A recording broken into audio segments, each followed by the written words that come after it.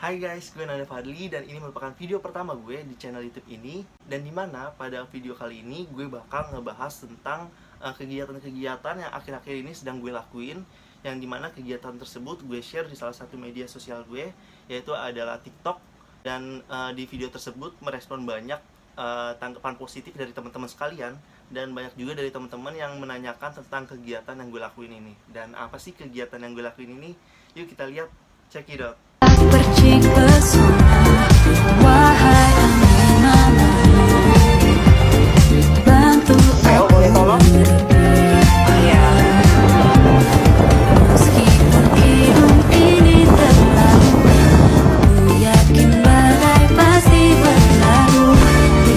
Lilin kecil pun merayu bijak hatimu.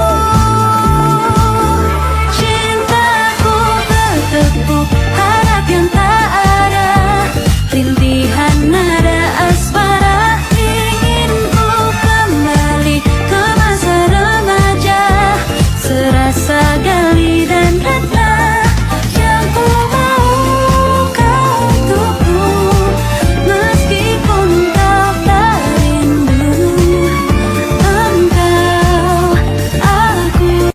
Nah, tadi itu adalah video-video yang gue share di TikTok untuk sharing-sharing kepada teman-teman tentang apa sih kegiatan yang akhir-akhir ini sedang gue lakuin.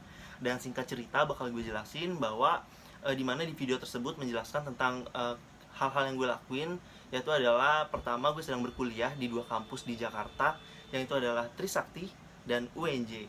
Dan juga gue sedang menjalankan kerja part-time di salah satu wedding organizer di Jakarta, yaitu adalah finance organizer. Gak cuma itu aja, tetapi gue juga mengikuti organisasi di dalam kampus, yang dimana gue menjadi staff di BEM Prodi Sosiologi di UNJ, dan gue menjadi staff di Himpunan Manajemen Trisakti, dan gue juga menjadi staff di BEM Fakultas Ekonomi dan Bisnis Trisakti.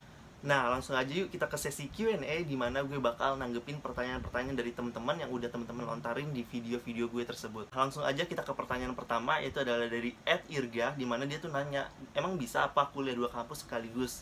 Nah, gue akan jawab di mana kuliah dua kampus sekaligus itu bisa-bisa aja, tapi tergantung di mana kita harus nyocokin apakah kuliah kita yang sedang kita jalankan sekarang bisakah diseimbangkan dengan kuliah yang ingin kita ikuti ke depannya. Contohnya tuh sekarang gue kuliah di Trisakti, dan gue tuh ketika gue ingin mencoba untuk kuliah di double degree di universitas lain, gue lihat dulu universitasnya, yaitu ada UNJ, dimana apakah UNJ memungkinkan ketika gue barengin dengan Trisakti. Dari segi lokasinya apakah berdekatan, dari segi universitasnya apakah bisa untuk menjalankan kuliah dua kampus di tempat tersebut, dan dari segi jadwalnya, dimana pembagian jadwal di UNJ apakah bisa dikombinasikan dengan Trisakti, ataupun sebaliknya Trisakti bisa dikombinasikan dengan UNJ. Jadi itu jawabannya. Nah, selanjutnya pertanyaan kedua, dimana dari Syarana Mira, dia nanya kalau kuliah double degree itu bisa gak sih kalau di beda semester, apakah harus di semester yang sama? Jawabannya itu kalau gue sendiri sedang menjalankan kuliah dengan semester yang berbeda, dimana gue di Trisakti itu semester 4 dan di UNJ itu semester 2. Dan dimana menurut gue kalau untuk menjalankan kuliah double degree harus di semester yang beda sih, karena ketika kita menjadi maba di dua tempat itu nggak mungkin banget. Ya paling mungkin ketika kalian ingin menjalankan double degree paling beda satu semester, atau dan paling ketika kalian ingin menjalankan kuliah double degree paling kalian tuh beda cuma 1 tahun atau 2 tahun aja sih. Dan ini salah satu contoh video yang mungkin bisa kalian tonton, dimana ini video dari Kak Arbi. Kak Arbi merupakan mahasiswa Ubaya serta mahasiswa Unair, dimana dia kuliah di Ubaya dengan kuliah di Unair tuh beda 2 tahun. Jadi saran dari gue, ketika kalian ingin kuliah double degree, kalian harus berada di semester yang berbeda. Nah, selanjutnya ini pertanyaan ketiga, dimana ini pertanyaan dari @ansnr, dimana dia nanya bahwa nanti misalnya kalau udah nggak online, misalnya ada kelas yang tabrakan, gimana sih solusinya? Nah, sebenarnya ketika gue telah menentukan pilihan untuk mengambil kuliah double degree, semua itu udah gue pikirin, dimana di Trisakti ini gue bisa ngambil kelas malam walaupun gue berada di kelas reguler. Jadi gue tinggal koordinasi aja ke mahasiswa Trisakti ketika kelas di UNJ maupun di Trisakti itu bentrok. Dan sayangnya kalau di UNJ tuh kelasnya udah dipaketin dan dia gak ada kelas malam, jadi dia tuh cuma kelas pagi dan kelas siang. Jadi cara gimana gue ngakalin kalau misalnya ketika gue udah di offline, ketika gue udah nggak online lagi, ya gue tinggal ke kemahasiswaan di Trisakti untuk koordinasi bahwa gue ingin pindah kelas di kelas malam. Dan pindah kelas ini nggak semua matkul yang gue pindahin, tapi matkul beberapa aja, yang dimana matkul tersebut bentrok antara Trisakti maupun UNJ. Jadi salah satu matkul di universitas tersebut harus mengalah. Jadi kayak gitu sih teman-teman. Nah sekarang pertanyaan keempat, dimana pertanyaan dari Edfit, dia nanya bahwa kuliah di 2 kampus itu nanti S1 nya gelarnya itu ada 2. Nah jawabannya itu iya benar, kalau nanti insya Allah kalau gue lulus tepat waktu dan dua-duanya lulus, bahwa nanti gelar gue itu Nanda Fadli, sarjana ekonomi atau sarjana manajemen, sarjana sosial. Jadi doain aja ya guys. Nah lanjut aja kita ke pertanyaan kelima, dimana pertanyaan ini dari @bucin maskeran, dimana dia tuh nanya bahwa organisasi-organisasi apa sih yang gue ikutin akhir-akhir ini, dimana gue mengikuti organisasi di dalam dan di luar kampus.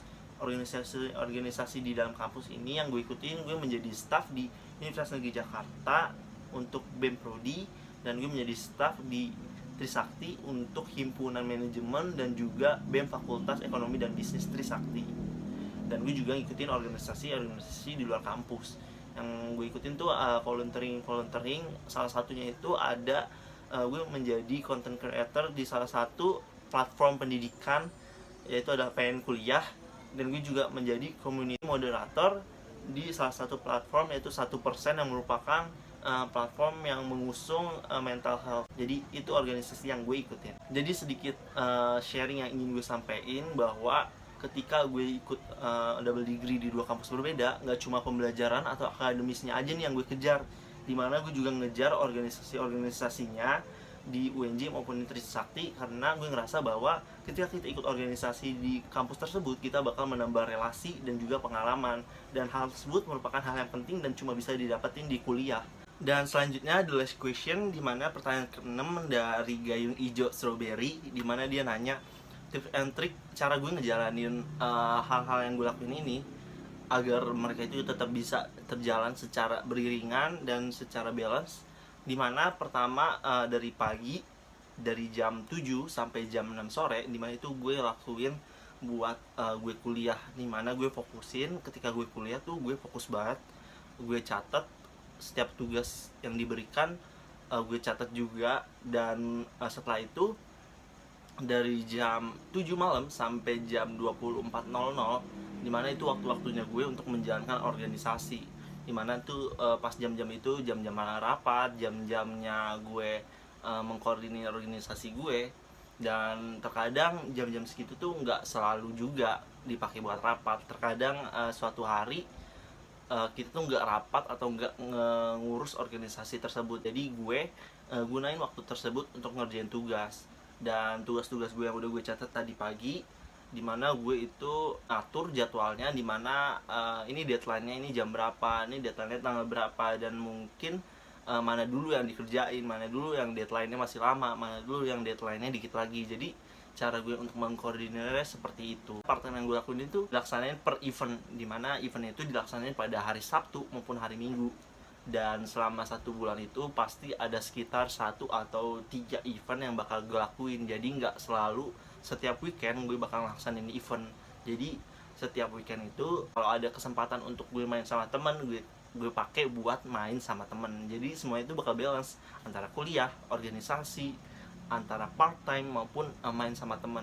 Jadi nggak ada yang tumpang tindih, nggak ada yang berat sebelah dan lain-lain.